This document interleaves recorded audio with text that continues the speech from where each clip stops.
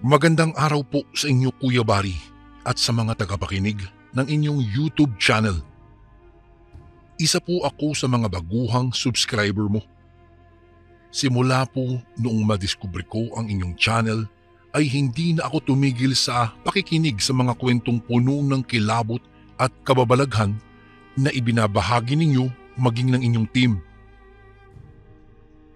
Kagaya ng ibang tao na nagpapadala ng kanilang mga kwento, ako po ay itago nyo na rin po sa katauhan sa alias na Ramon. Ako po ay lumaki sa lungsod ng Maynila, ngunit kagaya ng ibang tao ay naniniwala rin ako sa mga nilalang na katulad na lamang ng aswang, engkanto, duwende at iba pa ano pat simula pagkabata ay lagi itong ikinikwento sa akin ng aking lolo. Ang kwentong ibabahagi ko po sa inyo ay hango sa naging karanasan ni Lolo Felix. Nakaugalian na namin dati ni Lolo Felix na magkwentuhan bago matulog sa gabi.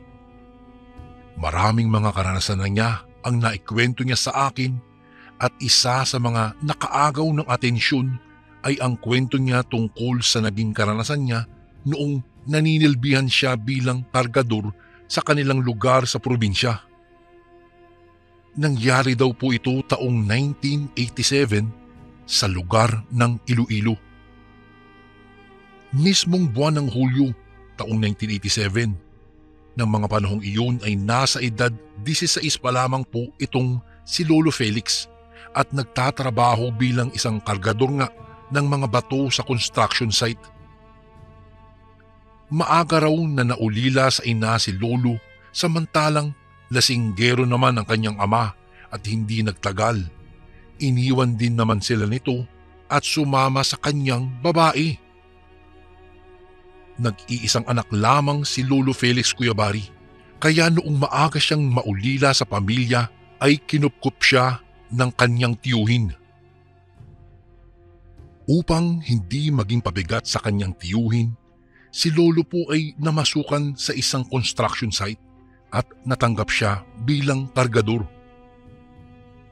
May kahirapan ang trabaho nila. Minsan pa nga raw ay delay ang sweldo nila. Hindi rin naman niya magawang magreklamo, lalo na at nangangailangan siya ng pera. Hindi lamang sa pantulong na sa kanyang tiyuhin na nangingisda ang hanap buhay, kung hindi dahil din sa nag-iipon si Lolo para panggastos sa kanyang pag-aaral. Malakas daw ang ulan ng gabing iyon at nagkataon naman na nagkayayaan ang mga kasamahan niya sa isang inuman. Ilang beses na tumanggi si Lolo ngunit dala ng pamimilit ng kanyang mga kasamahan sa trabaho ay napasubo siya sa inuman. Malalim na ang gabi nang matapos sila sa kanilang pag-iinom.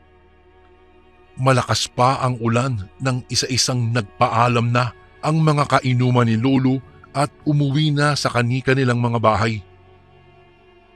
Ayaw daw magkasakit ni Lolo dahil mahal ang gamot at ayaw niyang mag-alala ang kanyang tiyuhin, kaya nanatili pa siya sa loob ng construction site. Habang lumilipas ay mas lalong lumalakas daw ang ulan at sinundan pa ng dumadagundong na tunog ng kulog at kidlat. Kuya Bari, nakaramdam ng pagkabagot si Lolo sa loob ng construction site, kung kaya ay napagpasyahan niyang maglibot-libot sa loob ng bodega. May gasera naman daw sila kaya pinailaw niya iyon. Binitbit ito saka naglaad-lakad hanggang sa nakarating si Lolo sa harapan ng itim na pintuan. Iyon po ang silid na ipinagbabawal ng kanilang amo na pasukin at puntahan sa di malaman na dahilan. Akmang bubuksan na sana niya ito nang bigla na lamang may tumawag sa kanyang pangalan. Nagulat pa siya sa biglaang pagsulpot ng kanyang amo na nasa likuran na niya at muntikan pang mahulog ang hawak niyang gasera. "Anong ginagawa mo rito?" tanong ng amo ni Lolo, kaya ipinaliwanag ni Lolo na nag-iinuman sila ng mga kasamahan niya at dahil nga malakas pa ang ulan ay nagpaiwan muna siya doon. Hindi naman nagtagal ang pag-uusap nila Lolo at ng amo niya dahil kaagad daw itong pumasok sa loob ng kwarto na ipinagbabawal puntahan. Nang mawala sa paningin ni Lolo ang amo niya, napakamot pa siya sa kanyang ulo bago bumalik sa entrance ng construction site at doon na lang siya matyagang naghintay sa pagtila ng ulan, Kuya Bari. Halos mag-iisang oras na rin nakatayo si Lolo sa entrance ng construction site nang bigla na naman siyang tinawag ng amo niya at sinabihang sumabay na lamang siya sa sasakyan nito. Tumanggi pa nga si Lolo, ngunit dahil sa pamimilit ng kanyang amo at sa malalim na rin ng gabi, umayag na lamang siya. Hindi niya maiwasan na makaramdam ng kahihiyan lalo na at iyon ang unang beses na nakasabayan niya ang kanyang amo. Kuya Bari, kwento ni Lolo, habang nasa biyahe daw sila ay nagkwekwentuhan naman daw sila ng kanyang amo. Ayon pa sa pagkakalarawan ni Lolo, mestisong tao raw ang amo nito, ano pat may lahi itong Tsino. Matangkad daw ito, medyo singkit ang kulay abo niyang mga mata at matipuno ang katawan, kaya nga lang ay napaka-istrikto. Nang gabing iyon, mas lalong lumakas daw ang ulan, ngunit hindi iyon ang nakaagaw ng atensyon ni Lolo kung hindi ang kalsadang tinatahak ng kanyang amo. Nagtaka si Lolo nang mapansin na maling kalsada ang tinatahak ng kanyang amo, kaya't napatanong siya. Sabi niya, "Boss, meron po ba tayong dadaanan pang iba?" Ngunit hindi siya pinansin ng kanyang amo at nanatili lang itong nagmaneho. Nakiramdam lang si Lolo at kinakabahan na din noong mga sandaling iyon.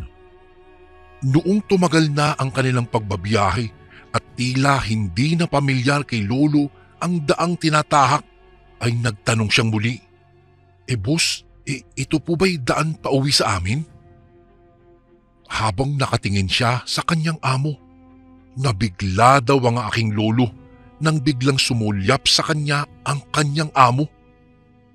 Sumalubong kay Lolo ang nagbabagang kulay pulang mga mata ng kanyang amo at sa tulong ng ilaw na nagmumula sa sasakyan ay naaninagan niya pa rin kahit papaano ang unti-unting pagbabago ng wangis ng kanyang amo hanggang sa nag-anyong halimaw daw ito.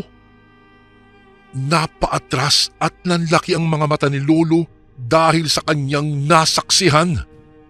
Sa taranta ni Lolo ay kinabig daw ni Lolo ang manibela dahilan para tumama ang sasakyan sa isang malaking puno. Sa sobrang lakas ng pagkakatama ng sasakyan sa puno, nangamoy usok daw ang makina ng kotse. Hindi pa man tuluyan na nakaalis si Lolo mula sa kanyang kinauupuan, ay mabilis siyang dinaganan ng nilalang na nakilala niya bilang isang aswang. Bigla daw sinakal ng aswang si Lolo sa liig. Sinubukan daw niyang pigilan ngunit dumudulas lang ang kamay ni Lolo sa tuwing hinahawakan niya ang kamay ng aswang. Sinipa daw ni Lolo ang ibabang bahagi ng aswang na ikinaungol nito dahilan din kung bakit niya nabitawan si Lolo. Kinuha daw ni Lolo ang pagkakataon na iyon upang makatakas na, saka malakas niyang tinulak ang nilalang. Mabilis siyang bumaba sa sasakyan, saka naghanap daw si Lolo ng bagay na maaaring ipangprotekta niya sa kanyang sarili. "Lumayo ka sa akin! Isa ang aswang!" Sigaw ni Lolo nang muli siyang harapin ng amo niyang aswang. Nakaramdam ng matinding takot si Lolo ng mga oras na iyon, ngunit hindi siya nagpatinag. Nilakasan daw niya ang kanyang loob at nagdasal daw siya sa Panginoong Diyos.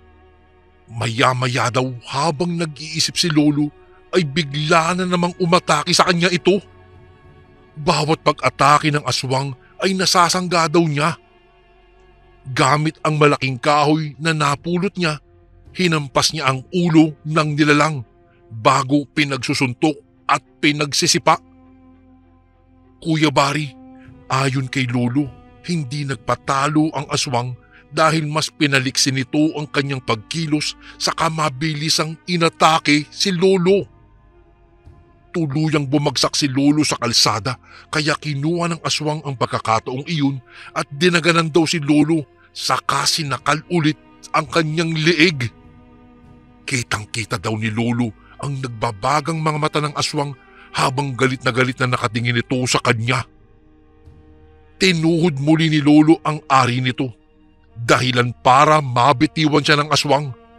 Napadaing at namilipit sa sakit. Matigas man ang katawan ng aswang ay sunod-sunod na sinikmuraan pa rin siya ni Lolo. Sinigo daw niya ito sa dibdib bago pinagsusuntok ang mukha. Umangil daw ng napakalakas ang nilalang. Nang bumagsak ang aswang, kinuha ni Lolo ang pagkakataong iyon at mabilis siyang tumakbo. Sakto namang may napadaan na tricycle kung kaya ay mabilis niya itong pinara at sumakay. Nataranta daw ang tricycle driver dahil sa inaasta ni Lolo. Mama, tulungan mo ko! Inaatake ako ng aswang! Nataranta daw ang tricycle driver at hindi na nagpatumpik-tumpik pa. Nang makasakay daw si Lolo ay pinaharurot nito ang kanyang tricycle. Noong makauwi daw si Lolo sa tinitirhan nila ni Tio ay naabutan pa niya ito na nag-aabang pala sa kanya sa harapan ng pintuan. Nang makita daw siya ng kanyang tiyuhin ay kaagad siyang sinalubong at tinanong kung ano ang nangyayari, kaya naikwento ni Lolo ang lahat-lahat ng naganap ng gabing iyon. Hindi daw makapaniwala ang kanyang tiyuhin sa kanyang sinalaysay. Kinabukasan ng araw na iyon, umalis daw si Lolo sa construction site na pinagtatrabahuhan niya. Nagtanong pa nga ang mga kasamahan niya kung bakit siya aalis, ngunit ang sabi na lang niya ay nais niyang tulungan ang kanyang tiyuhin sa pangingisda. Nagdahilan na lang siya at hindi na lang niya ikinuwento ang buong pangyayari. Ayaw daw kasi ni Lolo na tuluyang masira ang reputasyon ng kanilang amo dahil baka daw gumanti ito sa mga kasamahan niya, lalong-lalo na sa kanya at sa kanyang tiyuhin. At ayun nga Kuya Bari, tinutuon na lang ni Lolo ang kanyang dahilan. Tumulong na lamang siya sa kanyang tiyuhin sa pangingisda. Hindi naman daw siya ginagambala ng kanyang amo matapos ang pangyayaring iyon. Ngunit makalipas ang ilang linggo, nabalitaan na lamang niya na natagpo ang patay daw ang kanyang kaibigan at katrabaho sa construction site. Nang mabalitaan iyon ni Lolo, ay tanging ang kanyang amo ang unang pumasok sa kanyang isip. Iyon lang daw ang pwedeng gumawa nun. Nakonsensya si Lolo nang dahil daw kasi sa nangyari sa kanyang katrabaho, napagpasyahan ni Lolo na ibunyag ang lihim ng kanyang amo sa iba pa nilang mga kasamahan. Ngunit nang ikwento niya ito sa kanyang mga kasamahan, ni isa man sa kanila ay walang naniwala, lalo na at wala siyang ebidensya. Baka daw gawa-gawa lang daw ito ni Lolo at nais lang daw niyang siraan ang kanilang amo. Hindi na tinuunan pa ng pansin ng aking lolo kung hindi sila maniwala, bahala daw sila sa kanilang mga buhay. Lumipas ang ilang linggo. Simula nang mangyari ang insidenteng iyon, sunod-sunod na ang naging patayan na naganap sa lugar nila Lolo. Halos araw-araw na lamang daw ay naibabalita sa radyo na may bangkay na natatagpuan. Wakwak ang tiyan ng mga ito at ang ilang bahagi sa kanilang mga katawan ay nawawala. Ang balitang iyon ay nagpabalot ng misteryo at kilabot sa lugar nila Lolo. Pinayuhan din daw si Lolo ng kanyang tiyuhin na palaging maging handa at alerto. At nang dahil sa mga nangyayari ay mas hinigpitan ng kapitan ang seguridad ng kanilang lugar. Iniiwasan ng mga tao na gumalagala sa tuwing kumagat na ang dilim sa takot na maging kabilang din sila sa mga biktima ng aswang. Isa ang kapitbahay nila Lolo na si Aling Ising ang naging biktima ng aswang. Buntis daw ito at natagpuan na lamang ng kanyang asawa sa kanilang kwarto na gutay-gutay na ang katawan at wala na siyang buhay. Kuya Bari, nang sumunod na gabi, nagkataon daw na ginabi sa pag-uwi si Lolo mula sa pupunta niya sa palengke. Habang mag-isa niyang tinatahak ang madilim na daan, ay may malaking aso raw na bigla na lamang umatake sa kanya. Napagtanto niyang hindi ordinaryong aso ito dahil sobrang laki daw nito. Ito daw ay isang aswang. Hindi na paghandaan ni Lolo ang biglaang pag-atake ng aswang na iyon, kaya natumba daw siya sa kalsada. Nabutas pa nga ang kanyang sisidlan na dala-dala ni Lolo at kumalat ang mga pinamili niyang gulay.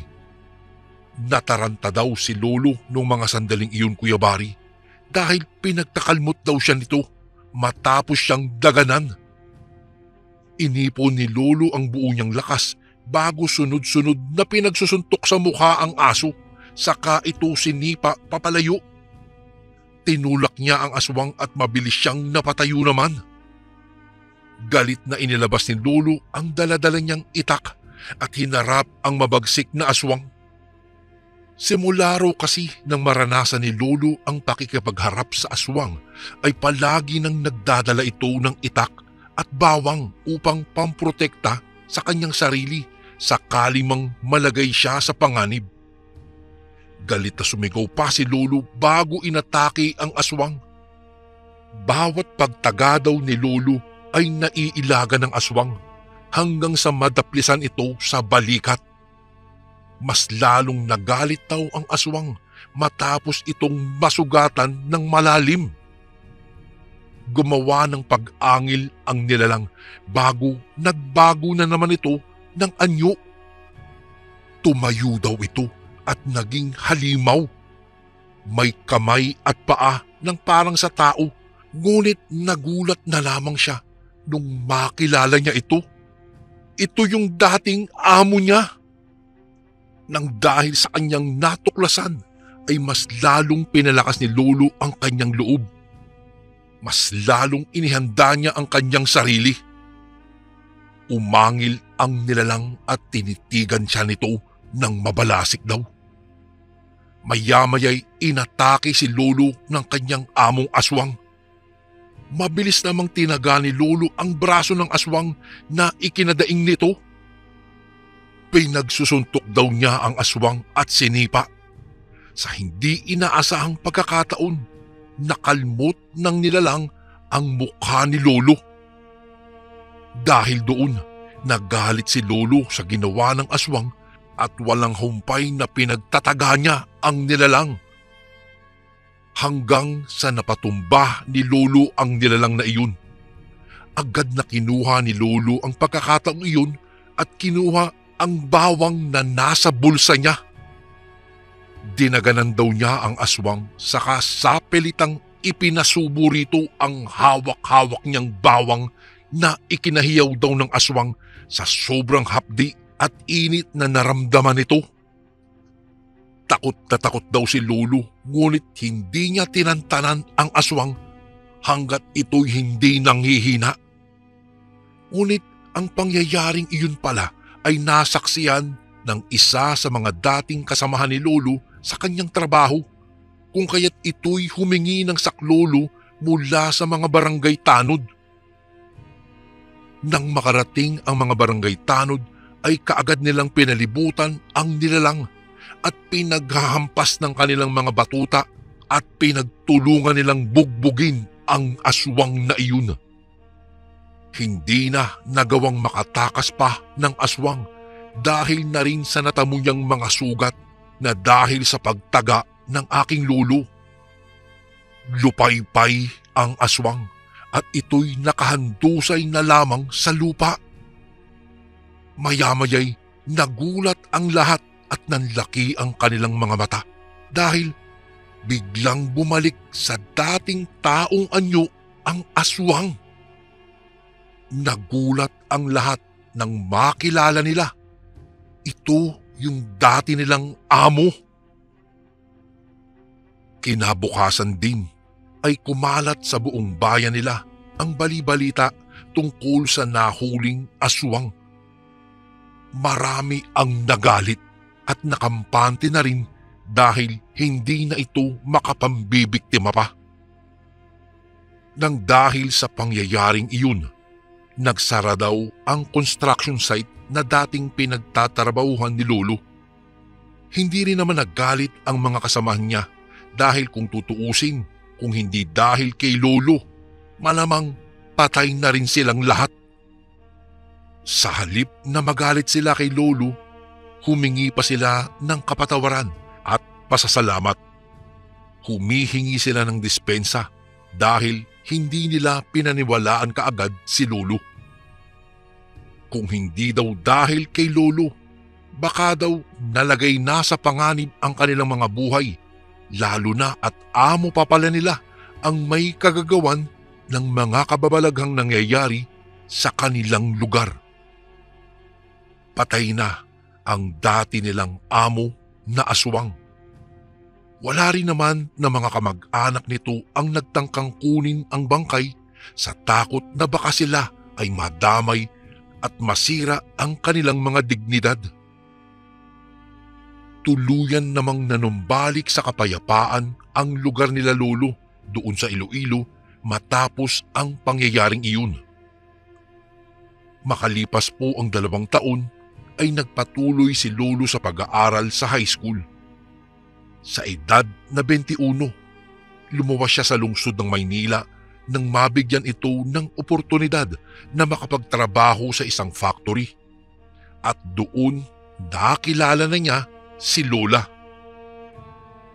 1 buwan lang daw ang lumipas simula nang lumuwas siya sa Maynila ay nakatanggap daw si Lolo ng balita na namatay na ang kanyang tiyuhin dahil daw sa sakit na lung cancer.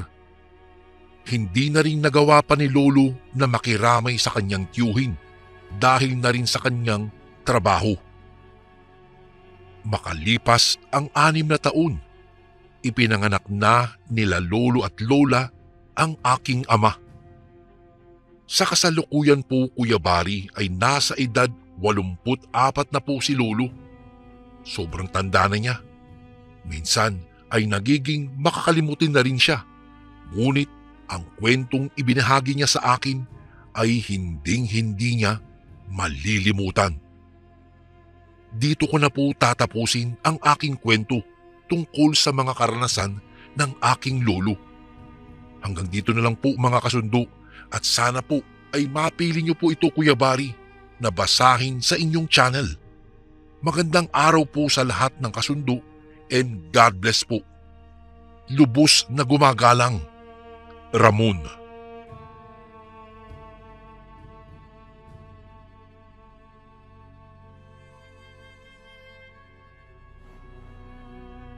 Magandang araw po sa inyong lahat, mga kasundo. Tawagin niyo na lang po ako sa pangalang Marcos. Nakatira dito sa Dasma, Cavite. At ang edad ko po ay 29 na sa taong kasalukuyan. Nais ko lang pong ibahagi sa inyo ang karanasan ng aking ina noong minsang nagkaroon siya ng isang dayong kapitbahay. Nangyari po ito dekada 80 sa lugar kung saan nakatira ang aking mga magulang. Hindi ko na po babanggitin pa ang eksaktong lugar upang protektahan lang ang mga taong nakatira dito. Noong mga panahong iyon ay 5 buwang buntis na ang aking ina. Kaya sa bahay na lang ito at hindi na pinagtrabaho pa ng aking ama. Ayon sa kaniyang kwento, may isang bagong tayo silang kapitbahay sa apartment na nirerentahan nila. Kapatid umano iyon ng kapitbahay nilang si Melba na nanggaling pa sa Visayas. At dahil sa magkaibigan naman ang aking ina at si Melba, kaya palaging nangangapit bahay ang aking ina sa apartment nila Melba. At minsan pa nga ay doon siya kumakain, lalo na kapag wala ang aking ama at nasa trabaho. Nagdadala na lang siya ng pagkain at doon na nagluluto sa bahay ni Melba. Wala rin naman kasi ang asawa ni Melba dahil nasa abroad iyon. Isang araw, habang nagluluto si Melba at ang aking ina ng bilo-bilo, ay biglang lumapit ang kapatid ni Melba na si Marilu. Matalim ito kung makatingin sa aking ina.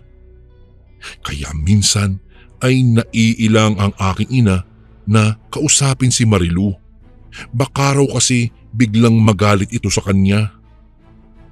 Para kasing palagi daw galit ito sa tuwing pumupunta siya sa apartment ni Melba. Siya nga po pala, Kuya Bari, magkatabi lang po ang apartment na nirerentahan ng aking mga magulang at ang apartment nila Melba.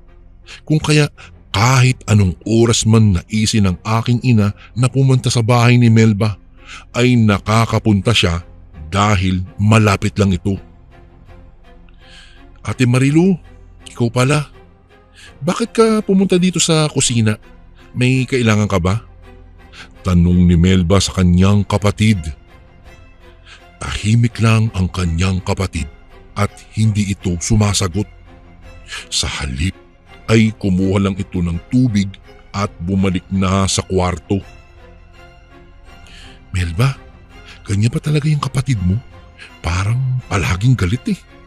Nakakaya na tuloy, tumatambay ako dito sa bahay niyo. Wika ng aking ina sa kanyang matalik na kaibigan. Asus, ayaan mo lang yan si ate, ganyan lang talaga yan. Huwag mo na lang pansinin. Meron kasi ang problema dun sa probinsya namin kaya lumuwas yan dito sa Maynila. Tugon ni Melba sa aking ina.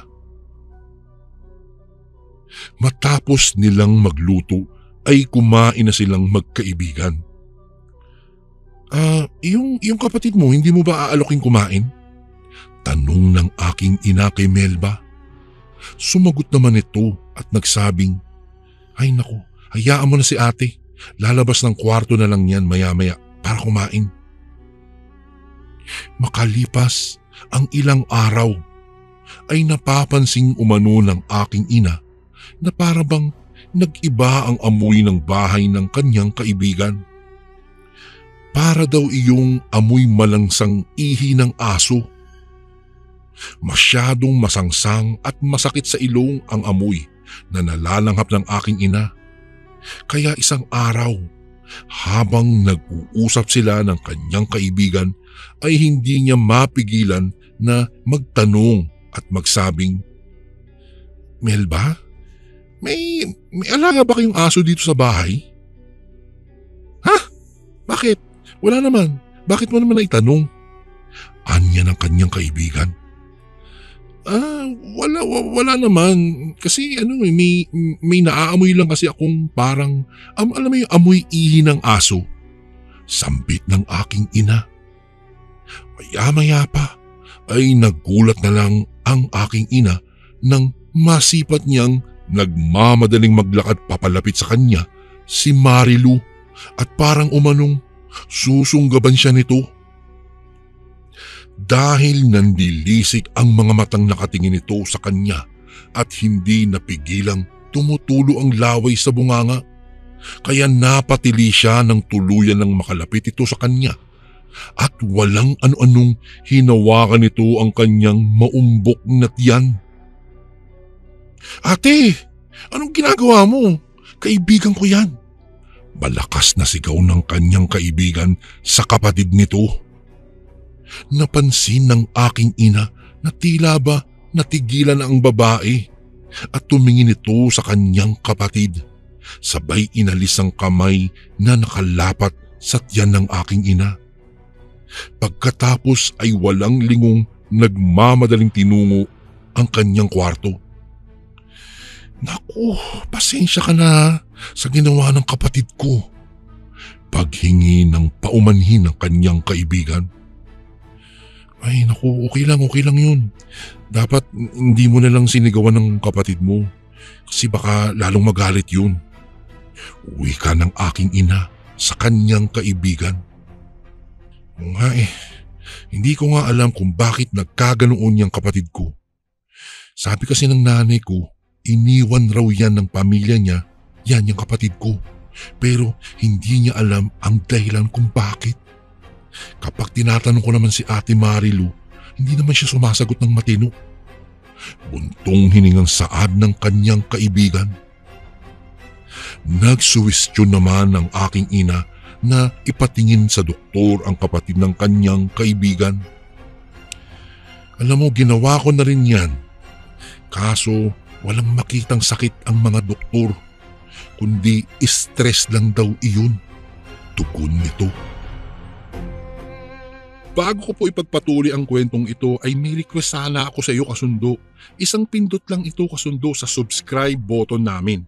Malaking tulong po ito sa amin kasundo upang mapagpatuloy pa namin ang mas marami pang magagandang kwento.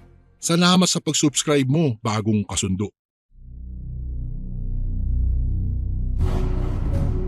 Hindi na nga nagtagal ang aking ina sa bahay ng kanyang kaibigan dahil may lakad sila ng kanyang ama pagka-uwi.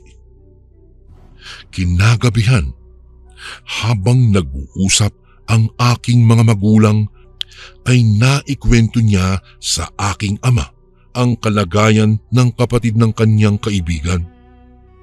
Pinayuhan naman siya ng aking ama na wag na munang maglalapit sa bahay ni Melba dahil kakaiba ang kutob ng aking ama doon sa kapatid ni Melba. Kung hindi niyo po kasi na itatanong, Kuya Bari, tubong Leyte po ang aking ama, kung kaya hindi nalingid sa kanya ang mga usaping aswang. Samantalang ang aking ina naman ay tubong Dasma Cavite. Naku, ayang ka na naman Carlos. Nagpapaniwala ka na naman sa mga aswang na yan. Reklamo ng aking ina. Ay naku, mas mabuti na yung nag-iingat tayo, mahal. Kesa naman tsaka ka mag-iingat kapag nasa kapahamakan ka na. Wika ng aking ama sa kanya. Umismid naman ang aking ina dahil hindi niya nagugustuhan ang mga pinararatang ng aking ama doon sa kapatid ng kanyang kaibigan. Pakalipas nga ang ilang araw ay hindi na nagawi ang aking ina sa bahay ni Melba dahil sa naging abala na nga siya sa mga ginagawa sa bahay. Hanggang sa isang gabi, nagising ang aking ina dahil sa maalinsangang paligid. Kaya naman bumangon siya mula sa pagkakahiga at pumunta sa kusina at uminom ito ng tubig. Noong akmang babalik na sana siya sa loob ng kwarto nang may biglang narinig siyang mahihinang katok sa pintuan. Kaya naman naglakad na siya papalapit doon. Nang akmang bubuksan niya sana iyon nang biglang nagsalita ang aking ama at nagsabing, "Huwag mong bubuksan ang pintuan, mahal. Aswang ang nilalang na nasa labas na kumakatok." Napapitlag naman ng aking ina at napatingin sa aking ama. Ano naman ang yung pinagsasabi mo? Kunot noong tanong niya. Kaagad namang hinugot ng aking ama ang buntot paging nakasabit sa may pintuan at pinalis niya sa harap ng pintuan ang aking ina. Inutusan niyang sumilip ito sa siwang ng bintana para maniwala na talaga ang aking ina na totoo ang kanyang sinasabi. Nang silipin nga ng aking ina kung sino ang nasa labas ng bahay, ay nanlaki ang kanyang mga mata at napatakip ng kanyang bibig. Dahil sobrang nakakatakot umano ang nilalang na nasa labas ng kanilang bahay. Buhaghag ang mga buhok ng nilalang na nagtataasan at animoy kasing tigas ng alambre ang kanyang mga buhok. At ang mga mata namang namimilog ay pulang-pula umano iyong nagbabaga. Kulubot naman ang mukha at walang humpay ang pagtulo ng laway nito. Isabay mo pa ang sobrang haba ng mga kuko ng nilalang, habang mabilis at nanggigigil na pinipihit ang seradora ng pintuan nila. O ano, di ba tama ako? Aswang nga ang kapatid ni Melba. Kaya nandito yan dahil ilang araw ka nang hindi nakakapunta sa bahay ng kaibigan mo. Bulong ng aking ama at iginaya sa loob ng kwarto ang aking ina. Namumutla naman ang aking ina dahil sa kanyang nakita. Kung kaya agad na pinainom siya ng tubig ng aking ama. Kumalma ka lang, mahal. Hindi naman makakapasok sa bahay natin ang aswang na yan dahil may mga pangontra akong nilagay sa buong paligid. Wika ng aking ama. Maya-maya pa ay naririnig na ng aking ina ang isang tunog ng wakwak sa labas ng bahay hanggang sa nawala na iyon sa kanyang pandinig. Kinabukasan ay nalaman na lang ng aking ina na lilipat na ng bahay ang kanyang kaibigan kasama ang kapatid nito. At doon ay nalaman niyang kaya pala iniwan ng padre de pamilya at mga anak ang kapatid ni Melba dahil sa kamuntikan na umanong kainin ni Marilu ang kanyang 4 na taong gulang na anak. Magmula nga nang lumipat na ng bahay ang kanyang kaibigan, ay wala nang balita pa ang aking ina tungkol dito. Magpasa hanggang ngayon. Hindi talaga makapaniwala ang aking ina sa kanyang naranasan. Isang aswang pala ang minsan niyang nakatabi at isang dayong kapitbahay. Hanggang dito na lang po ang aking kwento, Kuya Bari. Maraming salamat po sa pagbasa niyo sa aking email. Gumagalang, Marcos.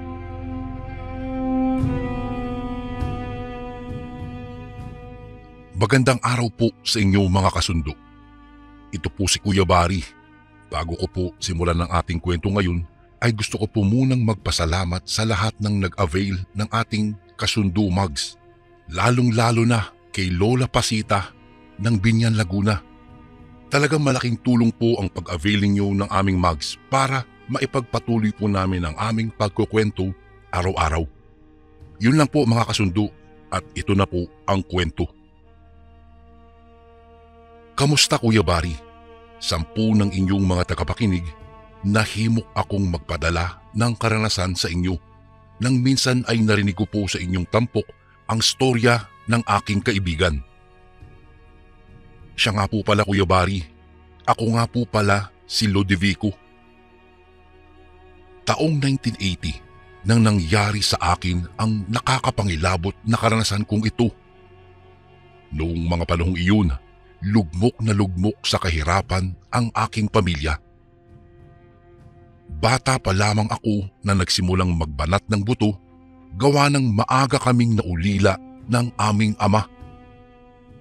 Si ina na lamang ang mag-isang tumataguyod sa aming 5 magkakapatid. Kahit anong trabaho ay pinapasok niya upang maibigay lamang sa amin ang aming mga pangangailangan. Lumaki po ako sa isang bayan kaya't bata pa lamang ako ay sanay na akong nakikita si ina na naglalabada sa aming mga kapitbahay. Minsan po ay kinukuha siya bilang isang masahista ng aming mga kakilala na medyo nakakaangat sa buhay. Kahit pa may konting kinikita ang ina, ay hindi iyon sapat sa aming pang-araw-araw na mga gastusin. Kaya naman, sa edad na 12 anyos ay tumigil na ako sa aking pag-aaral upang makatulong kay ina at kumita rin kahit na papaano. Masarap po sa pakiramdam na makatulong sa ina ko, Kuya Bari. Kahit na maliit lamang na halaga ang naiaabot ko sa kanya, ay malaking-malaki na talaga ang pasasalamat niya at nakakataba ng aking puso.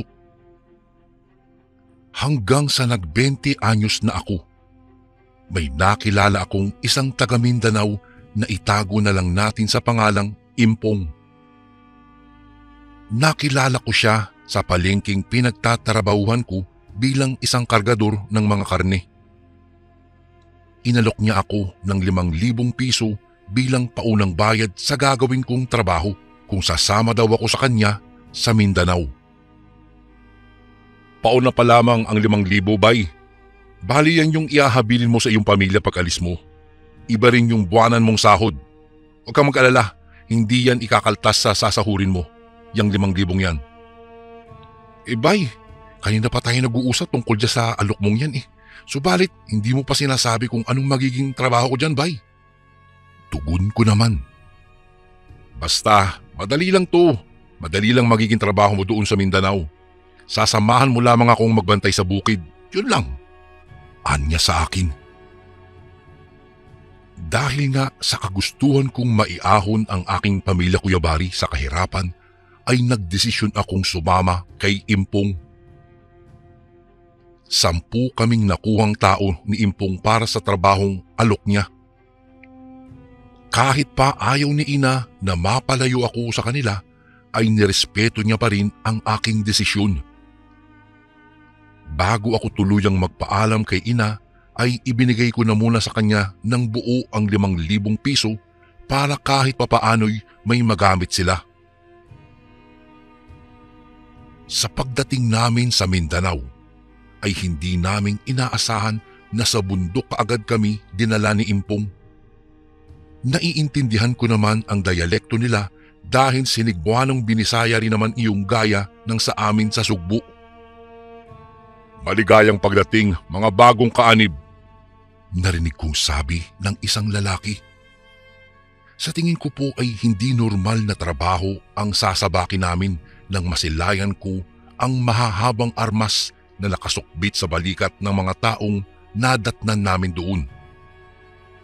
Batid ko ding isang kuta ang napuntahan namin gawa ng mayroon iyong mga maliliit na kubo na yari sa mga talahib. Sinipat ko po ang paligid at nasilayan ko ang mga bata at mga kababaihan. Malakas na ang bumabayong kaba sa aking dibdib ng mga sandaling iyon, Kuya Bari. Kaya naglakas loob akong magtanong kung ano nga ba ang magiging trabaho namin doon. At namulagat na lamang ang bilugan kong mga mata nang sabihin nila sa akin, sa amin, na sila pala ay kasapi sa grupong tinutugis ng gobyerno. Opo, Kuya Bari, sa kasamaang palad, na-recruit ako ng isang NPA. Nasapu ko na lamang ang aking noo at wala nang nagawa pa dahil sa isip-isip ko ay baka mapahamak ako kung maglalakas loob akong bumalik sa Cebu at ang isa pang dahilan ay hindi ko naman natatandaan ang daan pabalik at pababa ng bundok na iyon. Wala naman silang ginawang masama sa amin. Araw-araw ay normal naman ang naging buhay namin sa bundok na iyon. Hanggang sa nakasanayan ko na ang pamumuhay doon at parang naiintindihan ko na rin ang kanilang mga ideolohiya at kung bakit sila nakikipaglaban para sa kanilang mga adhikain at karapatan. Tungkol naman sa sahod ay hindi ko na iyon binabanggit pa sa kanila. Gawa ng batid ko nang sinabi lang iyon ni Impong sa akin para maisama niya ako. Isang araw, napabalita sa kampo na sasalakay daw ang mga sundalo. Kung kaya't naghanda ang mga kasapi ng grupo at sinanay kaming gumamit ng mga baril. Ngunit Matuling lumipas ang isang buwan ay walang mga sundalo ang nagpakita sa kuta namin. Malaki rin ang pasasalamat ko dahil ayaw kong magkagulo. Isang hapon ay naisipan namin ni Kamedes na magpunta sa ilog upang magtampisaw ng malamig na tubig doon. Siya nga pala si Kamedes Kuya Bari, ang siyang naging malapit na kaibigan ko sa kuta namin. Palabiro ito at masayahin kaya nagkalapit kaagad kami. Bay, nakita mo ba yung nakahambalang sa daraanan natin? Turo niya sa unahang bahagi ng daan kung saan binabaybay namin ang makipot na daan na mayroong mayayabong na talahib sa magkabilang bahagi. Oo nga no, ano kaya yun? Tara, lapitan natin. Anya, saka nagmadali siyang nagpatiuna. Ako naman ay lakad pagunglang ang ginawa. Hindi pa kasi masyadong magaling yung sugat ko sa aking talampakan. Sanhi ng tinik ng kawayan na naapakan ko noong nakaraan. Bay, bilisan mo! Tawag sa akin ni Kamedes nang nasa harapan na siya ng sinasabi niyang nakahambalang. Bukang base sa kanyang tinig ay tila nababahala siya. Nang marating ko ang kinaroroonan niya ay nasapuko ang aking dibdib. Hindi ako makapaniwala sa aking nakita. Isang katawan ng tao ang naroroon. Wala ng ulo at mga paa. Wakwak ang mga bituka nitong nagkalat sa lupa. Wala ring saplot ang lalaki kaya hindi namin matukoy kung isang sundalo ba iyon o isang sibilyan o di kaya'y gaya rin naming mga taga-kaliwang paa. Naku bay, mukhang tinorture ang isang ito ah. Subalit, sino kaya ang may gawa nito? Pagtatakang tanong ni Kamedes. Hinayaan na lamang namin ang bangkay at nagtuloy pa rin kami sa ilog para magbabad at magpalamig doon. Dumidilim na rin ang paligid nang maisipan naming magbalik na sa kuta. Sa aming pagbalik ay nagulat na lang kami. Bay, di ba dito yung nawala na yung nadaanan nating bangkay dito kanina? Ani ni Kamedes na sinisipat ng mabuti ang daanan kung saan namin nakita ang isang katawan ng taong wakwak ang bituka. Oo nga no, baka may nakakita na nun at nagpa siyang ilibing na lang upang hindi na mangamoy bay. Sagot ko na lamang sa kanya. Ngunit bigla na lamang na may narinig kaming angil Kuya Bari na parang nagmumula sa isang mabangis na hayop. Umaalingasaw ang napakabahong amoy nun na tila nabubulok na laman. Ay, bay, ano yun? Saad ko dahil parang may kakaiba akong nararamdaman sa nililikhang angil ng nilalang. Biglang nagpaputok si Kamedes na ikinagulat ko Kuya Bari. Sa pag-aakalang mayroong mga kalaban ay dumapa ako sa lupa. Subalit napatayo ring bigla nang sinabi ni Kamedes na tumakbo na kami. Wala naman akong narinig na nakikipagpalitan ng putok sa kanya kaya tinanaw ko ang di kalayuang bahagi ng talahiban. Laking gulat ko na lamang nang maaninag ang isang bulto na nakatayo roon. Takbo na! Umalis na tayo dito bay! Ang sigaw ni Kamedes. Magkasabay kaming kumaripas ng takbo at narating namin ang kuta na hilam sa pawis ang aming mga mukha. Mga bay, may amalanghig! Bungad na sigaw ni Kamedes sa mga kasamahan namin. Ano? Nasaan? Tanong ng pinakalider ng grupo. Naroon banda, malapit sa may ilog. Pinaputukan ko nga pero hindi ata tinamaan. Hingal na saad ni Kamedes. Kahit na hinahabol ko pa ang aking paghinga ay hindi ko napigilang magtanong kung ano nga ba yung amalanghig. Bay, isang halimaw yun. Tugon sa akin ni Kamedes. Ano? Halimaw? Pagtatakang ulit ko sa sinabi niya. Oo bay, ang amalanhig ay isang uri ng aswang na maihalin tulad mo sa isang zombie. Ayon sa mga nakakatanda, nagmula ang angkan ng mga amalanhig sa isang bangkay na muling nabuhay daw. Subalit sa pagkabuhay nun ay tanging itim na nakapangyarihan ang bumabalot sa katawan ng bangkay na iyon. Saka sinasabi na ang mga amalanhig daw ay kumakain lamang ng sariwang karne o naman ng tao at mga hayop. Mahabang pagpapaliwanag sa akin ni Impong. Ano po ang ibig sabihin nagkaroon ng pamilya ang nasabing amalanhig na yan? Kung kaya't dumadami sila? Tanong naman ng isa sa aming kasamahan. Hindi. Ang isang taong nabiktima ng isang amalanhig ay magiging kauri nila sa pamamagitan ng kanilang pagkagat. Tugon ni Kamedes. Sa aking narinig ay nanghilakbot ako, Kuya Bari. Naku po ano naman kaya ang pangontra sa aswang na iyan, Impong? Tanong ko dito dahil halos hindi ako makapaniwala sa aking mga naririnig. Magsasalita na sana si Impong nang maamoy naming lahat ang umaalingasaw na baho. Pamilyar sa akin ang amoy na iyon. Gawa ng iyong amoy na nakakasulasok na nalanghap namin sa puntong iyon ay siyang amoy ng nilalang na sinasabi nilang isang amalanhig. Amoy na bubulok na laman. Sigawan ng mga bata at mga kababaihan ang bumulabog sa amin. Hanggang sa nagpaputok ang isa sa mga kasamahan naming babae.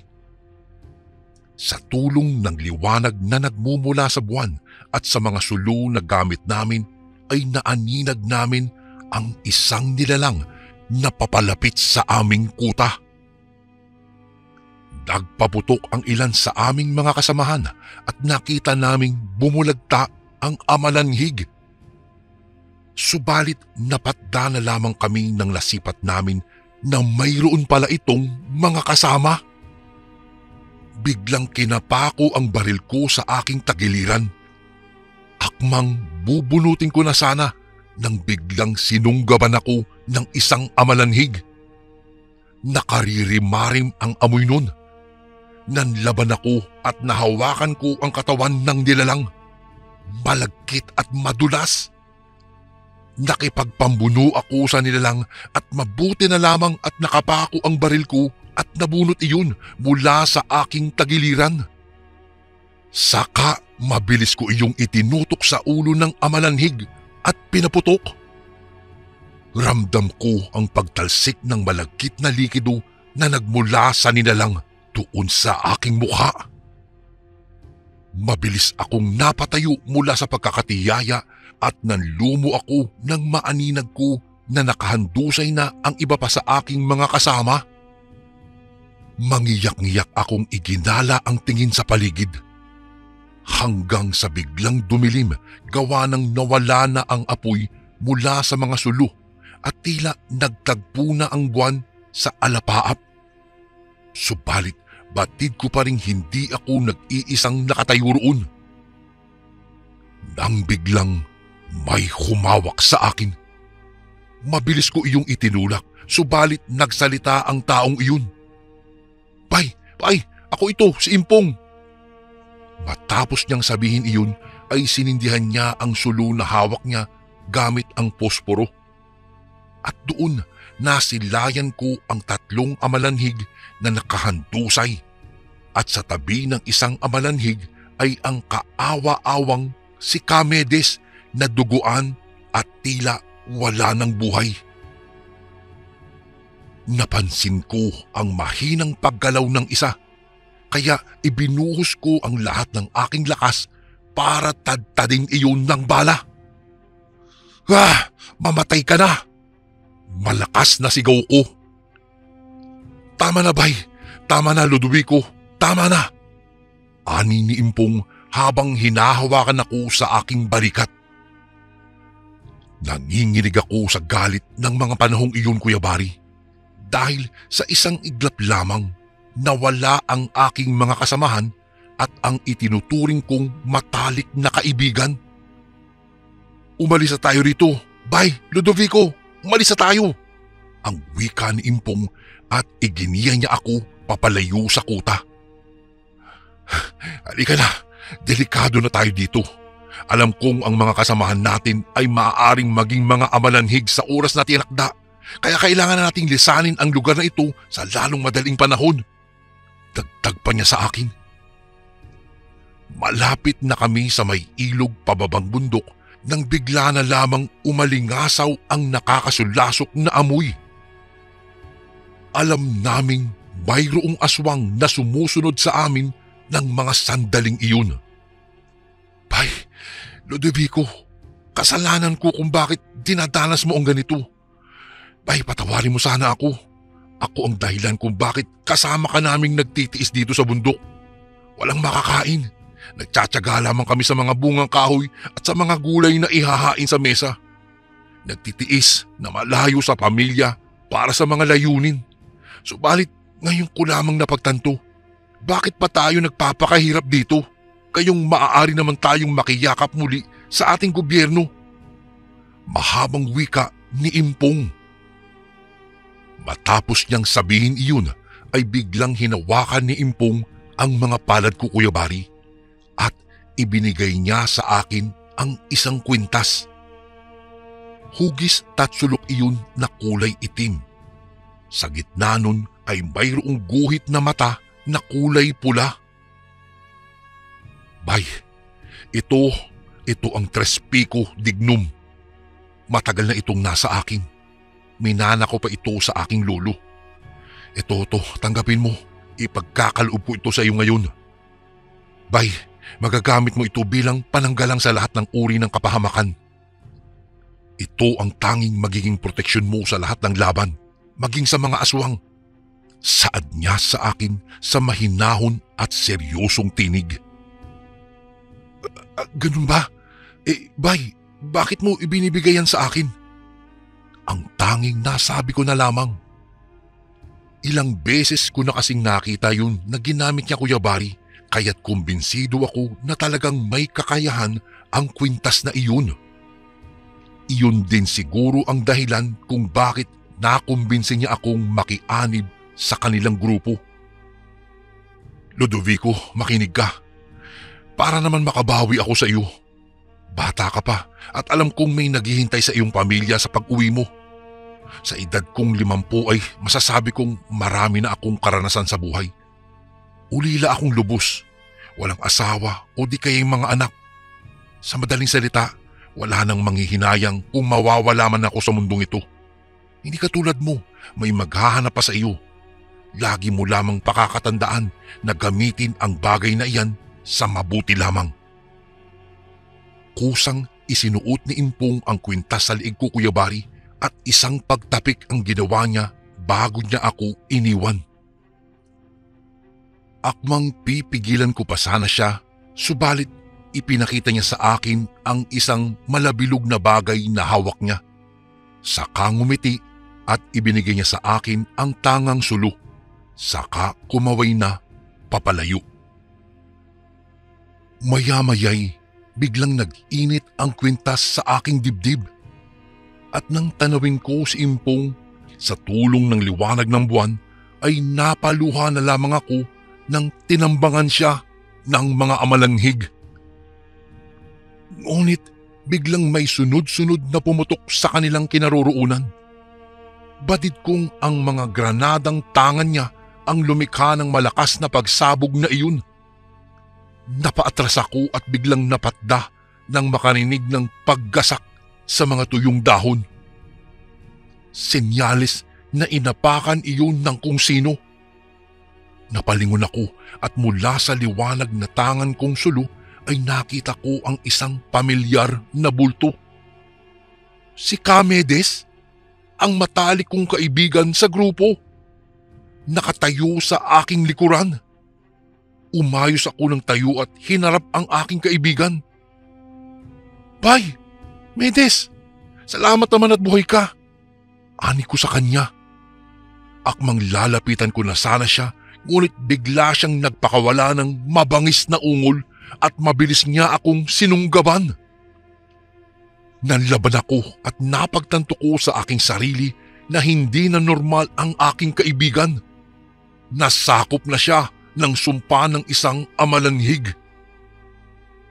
Subalit sa aming sagupaan ay hindi niya ako nagawang kagatin kahit na hinang-hina na ang aking katawan. Sa tuwing sinusubukan niyang ibuka ang kanyang bibig ay tila mayroong mga boltahe ng kuryente ang nananalaytay sa aking mga kamao upang mapigilan ko ang pagkagat niya sa mga parte ng aking katawan. "Iwanan mo ang katawan ng aking kaibigan! Aswang ka!" Sigaw ko sa harap ng pagmumukha ng amalanhig. Galit na galit ako sa puntong iyon, Kuya Bari. Malakas kong kinalabit ang gatilyo ng baril kong ibinigay sa akin ni Kamedes noong kami ay sinasanay pa lang nilang gumamit at humawak ng baril. Umalingaw-ngaw ang tunog ng baril sa bundok na iyon at biglang nagliwanag ang kwintas na ibinigay ni Impong sa akin, saka dahan-dahang kumala sa akin ang aswang na amalanhig. Ang sulo naman na nabitiwan ko noong sinunggawan ako ng aswang ay lumikha ng mga apoy sa mga tuyong talahib. Kasabay ng paglaki ng apoy, nalusaw ang katawan ng amalanhig. Hindi ko masasabing ang bala o ang apoy ang may gawa ng pagkalusaw nun. Sa tingin ko ay ang kapangyarihan na nagmumula sa aking kwintas na Tres Pico Dignum. Hindi ko na namalayan ng oras ng mga sandaling iyon, Kuya Bari. Ang tanging napansin ko na lamang na sumisimbolo ng bagong umaga ay ang pagbubukang liwayway, kasabay ang unti-unting pagkalat ng liwanag. Kahit nangihina dahil sa mga naranasan ko, ay iika-ika akong tinawid ang ilog. Inianod ko roon ang baril na lagi kong tangan sa bundok, kasabay sa pagbangon ng bagong pag-asa na makabawi sa aking pamilya, dulot ng matagal kong pagkawalay sa kanila. Ngunit nang makatawid ako sa ilog ay tumambad sa aking paningin ang nagkalat na bangkay ng mga sundalo. Duguan ang mga ito, tanda na hindi pa sila gaanong matagal na nawala ng buhay. Mayroon din silang mga kagat sa iba't ibang parte ng katawan. Gutay-gutay din ang ibang katawan ng iilan sa mga sundalo at ang iba ay wakwak ang mga bituka. Sa nasilayan ko, Kuya Bari, ay batid ko nang hindi tao ang mga gumawa noon sa kanila, kung hindi aswang na kung tawagin ay amalanhig. Nakauwi rin ako sa aking pamilya at sa awa naman ng Poong May Kapal ay kumpleto pa naman sila sa aking pagdating doon.